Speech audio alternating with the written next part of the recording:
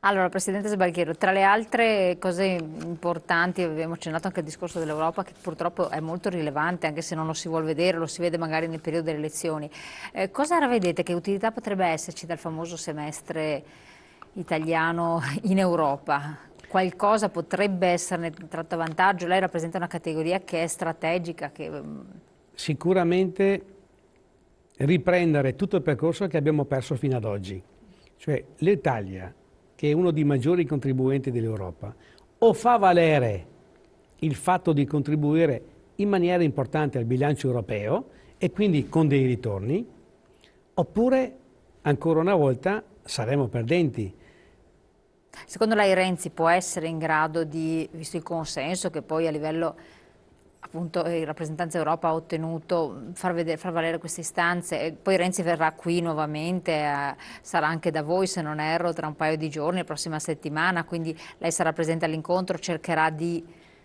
Io parto da questo presupposto. L'Europa e i governi dell'Europa si sono accorti che il malumore dei cittadini è stato pesantissimo in questa tornata elettorale europea. L'unico vero che ci ha guadagnato è Renzi in Italia, perché dalle altre parti, dall'Inghilterra alla Francia, alla Grecia, alla Polonia, la stessa Germania ha avuto uno scossone.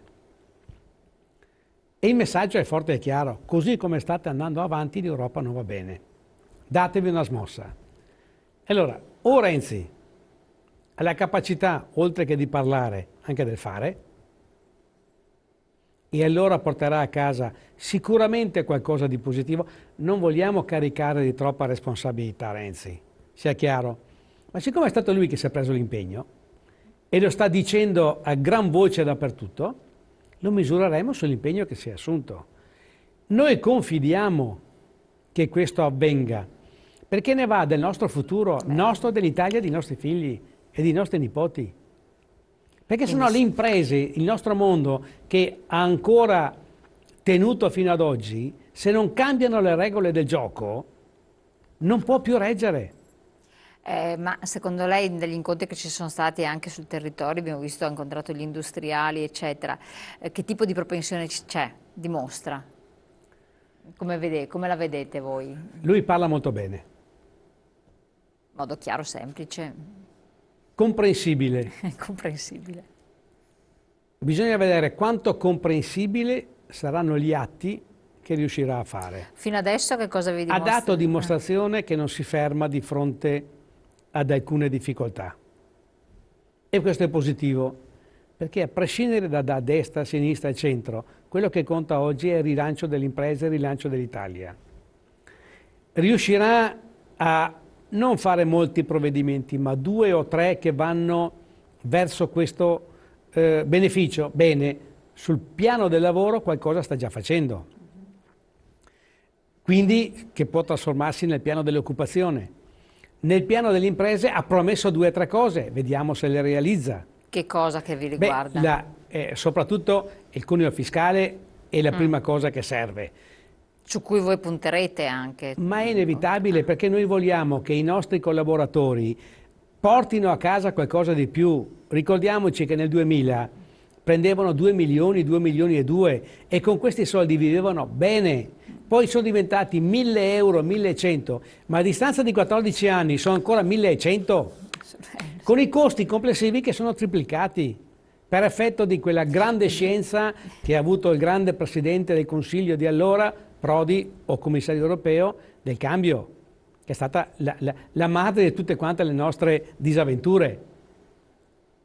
Perché quella è il vero, non l'Europa, non l'euro, è stato il cambio che ci ha massacrati. Detto questo, perché io sono favorevole all'euro, non sono fra quelli che dice dobbiamo eliminare l'euro, dobbiamo uscire dall'Europa, mai.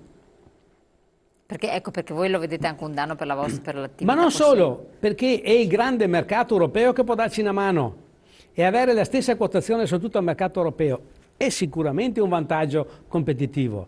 Il problema è che in alcune parti dell'Europa il costo del lavoro è a 1/3 rispetto a noi. In altre parti la tassazione sull'impresa è al 50%. il costo dell'energia è il 30-40% in meno. Cioè, noi non possiamo fare e restare sempre nell'ambito degli sfigati italiani. Dobbiamo avere anche noi la capacità, Certo. perché se ci riusciamo già con questi balzelli, figuriamoci se c'è un po' di libertà. Ecco, volevo chiedere a proposito dell'energia, ci sono due nodi importanti, costo energetico che effettivamente è fuori dalle logiche, è addirittura incomprensibile per piccoli imprenditori di altre realtà, di altri paesi, non riescono neanche a concepirlo, e l'altro il costo carburante. Adesso in atto c'è stata la prima tranche di scioperi eccetera, in cui proprio si sentono strozzati e comunque gli aumenti sono sempre dovuti a questa tassazione e così via. Grava anche sulla vostra attività, questo naturalmente c'è la Confartigianato Trasporti che credo che non goda. No, ma lì c'è anche un altro aspetto che va detto, ed è sempre, sono i furbetti del quartierino. Chi vuole fare concorrenza sleale oggi in Italia, che non è furbizia questa, perché ritorno a quello che ha detto qualcuno di Confindustria nei giorni passati, ma questi signori che appartengono anche a questa associazione, che hanno portato le aziende in Romania, in Slovenia, hanno targhe slovene, croate, rumene, hanno autisti pagati col contratto rumeno e che vengono a fare concorrenza qui in Italia. Non va bene. Questo non è libero mercato. Con contratti soprattutto... Con contratti loro. Non è libero mercato. Questa è concorrenza sleale. Sono queste le cose su cui bisogna lavorare. Ma voi come categoria come vi state muovendo da questo punto di vista? Beh, sotto questo profilo ci stiamo muovendo sia con la Regione perché comincia a valutare il grande traffico straniero con targa straniera che passa fra di noi, non pagano i bolli in Italia, sebbene che producono per l'Italia, e rovinano le strade. Ma è competenza della Regione controllare? C'è una competenza della Regione nelle strade di carattere regionali, c'è una competenza nazionale nelle strade di carattere nazionale. Abbiamo sollevato il problema e lo vogliamo portare fino in fondo. Qualcuno ci ha già detto che ci sono degli spazi per mettere dei freni a questo stillicidio e li stiamo percorrendo. Ma è chiaro che questo non è un problema che riguarda solo ed esclusivamente il Veneto. No, Ancorché noi abbiamo una grandissima quantità di traffico, perché è vero che è aumentato il traffico, ma guardiamo le targhe. Quello sì, infatti si vedono, ma sembra che siano comunque delle import-export di altre realtà, così a vederle. Sembrano esterne, qualcuna è esterna, qualche altra è interna, camuffata con targhe estere, parlando di trasporti. Ma che adesso si parli ancora di aumento delle accise sulla benzina. Infatti questo è l'altro problema enorme. Cioè, vuole dire, ma dove vogliono andare? Può servire uno sciopero di questo genere, come è stato organizzato, o bisogna fare un'azione più forte? Io mi rifaccio sempre a quella che è stata serrata, chiamiamola così, che voi avete organizzato, anche voi avete organizzato, avete partecipato, che ha fatto paura quella volta. Ha fatto paura e ha mosso certe situazioni. Allora, se continuiamo con la logica che per portare a casa dei risultati che dovrebbero essere portati a casa con il buon senso, bisogna arrivare a queste forme. Però sembra che il buon senso per il momento non giovi molto. Ma con tutto quello che ha detto Renzi, io mi auguro che qualcosa faccia. Perché se diventa un parolaio anche lui e basta, c'è il rischio che poi le conseguenze arrivino, e arrivino pesanti, perché siamo un po' allo stremo. Siamo un po' nelle condizioni che respiriamo con la cannuccia. Quanto resistiamo ancora? Ecco, il settore ha avuto qualche segnale di ripresa? C'è qualcosa oppure no? Allora, noi abbiamo diffuso dei dati che parlano di 0+. Infatti, sì.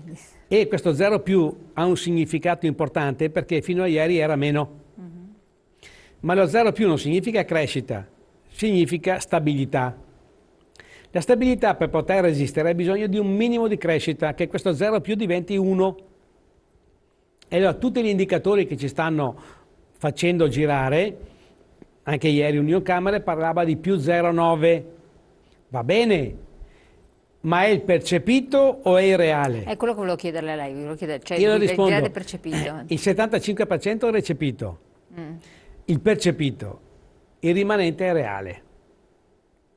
Percentuale bassina, resta poco. Perché il percepito sarebbe le ordinativi, quello che sono i preventivi che vengono fatti. Ma anche l'entusiasmo, cioè la voglia di fare, la voglia di creare, la voglia di mettersi in discussione. Il sentire, il partecipare a convegni esteri, a fiere estere. Il movimento c'è. Il mondo non ha abbassato i consumi, li ha aumentati notevolmente. Assolutamente, il mondo sì, interni però nostri, anzi. I nostri interni non possono aumentare se c'è la preoccupazione anche per uno che ha la possibilità che se va a spendere più di 1.000 euro... Viene fatto in un controllo di ogni genere. Cioè voglio dire, siamo in uno stato di polizia e vogliono combattere l'evasione in questa maniera qua. Io sento moltissimi commercianti importanti che mi dicono, ma anche un artigiano mio che è venuto a lamentarsi e dire, io ho fatto una commessa in Germania, ho fatto la fornitura, il cliente è venuto qui in Italia e mi ha pagato con 12.000 euro, non ho potuto accettarli. Sì, ma infatti ci sono tante segnalazioni. Cioè, ma stiamo scherzando? Sì. Questo sì, purtroppo è... Ma questa è demenzialità di chi ha introdotto queste norme. Ma proprio demenzialità vuol dire rovinare uno Stato. Non è così che fai emergere il sommerso. Anche il settore turistico, tanti si trovano in difficoltà a poter... ci sono persone molto benestanti di certi paesi che pagano in contanti e che non possono assolutamente farlo e c'è chi non può accettare queste amici cifre. Che dico, voglio comprarmi un oggetto che costa più di me, vado all'estero, così lo Stato perde imposte e anche IVA. Grazie, chapeau, sei stato lungimirante. Vuoi continuare su questa strada? Rovinerai l'Italia. I consumi interni non andranno mai avanti in questa maniera qua. Assolutamente. Allora, detto questo, noi siamo arrivati al termine, quindi la ringraziamo per il suo intervento. Qualcosa di prossimo, immediato, che ci vuole anticipare in pochi secondi? Ma allora, vedremo negli incontri che faremo con Renzi cosa riusciremo a far capire del nostro mondo. Quello che è importante è che abbia il coraggio veramente di cambiare. E voi starete a vedere. Al suo fianco se lo farà. Benissimo, grazie Presidente di essere stato qui con noi, grazie a voi di averci seguito, noi ci vediamo lunedì. Arrivederci. Grazie, arrivederci.